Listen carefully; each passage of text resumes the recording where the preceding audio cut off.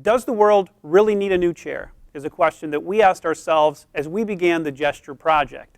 There's a lot of chairs that exist in the world today, and we knew that we needed to deliver a new sitting experience based on the changes that we see in the marketplace. So what's wrong with the way that ergonomics used to be thought of? And we say it was all about getting people to prescriptive postures, to fixed technology in dedicated environments. Well, we know a lot has changed since then. So we conducted a global posture study that composed of thousands of people in thousands of images in 11 different countries throughout the world, and it informed us of 3 trends: technology, physiology, and sociology. So in regards to technology, think of how things have changed from that fixed time when fixed technology in dedicated environments was the norm. Well, technology is now this collaborative tool that's completely changed our posture. So we saw 9 new postures, and in these postures we saw that people were in pain because they're holding new postures as they orient to new technologies. And the second trend we saw was extreme size is on the rise. Now, obesity is a global epidemic, according to the World Health Organization, but petite users still remain in the workforce. Also, as companies globalize, there's an even greater range of small and large user. Now, all of this is in conflict with the overall objective of real estate compression while users are getting bigger. Sociology indicates that people sit differently based on postural preference. Gen Y, for example, likes to sit in deeper reclines and sits more collaboratively and socially. Work environments have changed to more shared spaces. That has major impacts on the products that are in those areas and the solutions that we need to design for. What if we could design a chair as advanced as today's technology?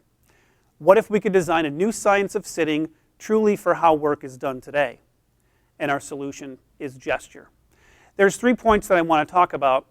The first is that we designed Gesture for the interface between user and technology. Much like very useful technology reduces the complexity and makes it easy for the user to use it, much like an iPad, much like an iPhone. Gesture is also inspired by the movement of the human body. We thought it made a lot of sense to create a systemic product, a systemic solution to support a system, the human body. And it's created truly for the way we work today. So next, I'm going to walk through the 4 interfaces of Gesture: the core interface, the limb interface, sitting interface, and the user interface. So let's start with the core interface. This is a very important part of our body. It's a very important part of the systemic approach of Gesture. I want to start by showing you the systemic relationship of a recline, a simple recline. There's 5 major parts moving in synchronization to offer consistent and persistent support. Now, one of the most remarkable aspects of core support that Gesture offers is the core equalizer.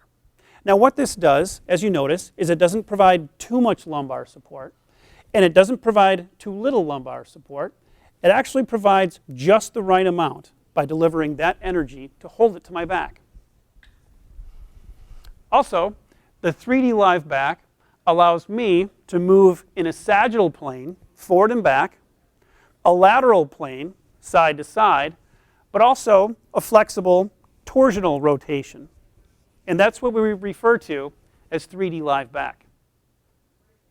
So we fundamentally rethought the limb interface. And we started with the motion and range of the human arm. Now, the benefit to the user is that the arm can be in the right place at the right time very quickly, but also bringing them up from a hunched over posture to something much healthier as they interact with their technologies.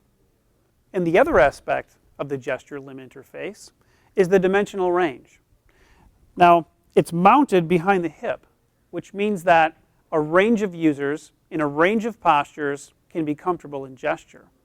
And what you'll see represented here is the arms going in as little as 5.5 inches, pivoted inward, to 22.25 when they're extended all the way out.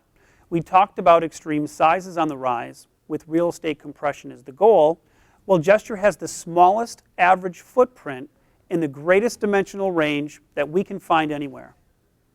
So the seat interface brings comfort all the way to the edges because the entire seat is now usable and accessible due to the location of the limb interface.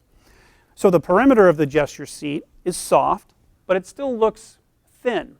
And it's very intentional by design because this material was intended to create that visual appearance. The front of the seat is also flexible, which goes to the story of pushing comfort all the way to the perimeter.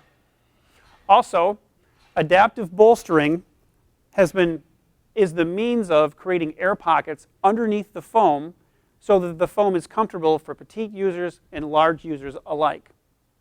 But it wouldn't be complete if people weren't able to adjust their seat depth, which when we talk to ergonomists is the one adjustment that people fail to adjust. So how we resolve this is we put the seat depth in a location that people are naturally going to find first. And as you turn it, you get immediate feedback. And there's no awkward hopping around as I'm trying to adjust a paddle, a lever, and then move myself to adjust the seat depth. So what you'll notice about the user interface is that the controls are all centralized, very, very intentionally. That was an engineering project in itself to make sure everything was easy to find and had immediate feedback. So everything to do with the seat is in the front. The seat depth, the seat height. Everything to do with the back is in the back. This happens to be the back tension, and there's also a variable recline stop. The back tension is interesting because with very few turns, I'm able to span a great deal of resistance. 1/2 turn allows me to go into a free float. So it's about a great range of adjustment with very few turns. That was also one of the major opportunities that we look to solve for with gesture. What this does collectively is demystifies ergonomics and allows people to unlock the performance of the gesture solution. So now I'd like to talk about the gesture statement of line. I have two models represented here today. This is the wrap back version, where you see the upholstery come up and over the back. This is the shell back version. Both are available in stool heights. There's also a lumbar slider option, and of course, an arm and an armless version. So what we're hearing from customers today is that we've found very important insights, and we've solved for them in a compelling way through patentable technology. Ultimately, what we've delivered is high performance and comfort through simplicity. So I'd now like to invite you to come up and experience gesture.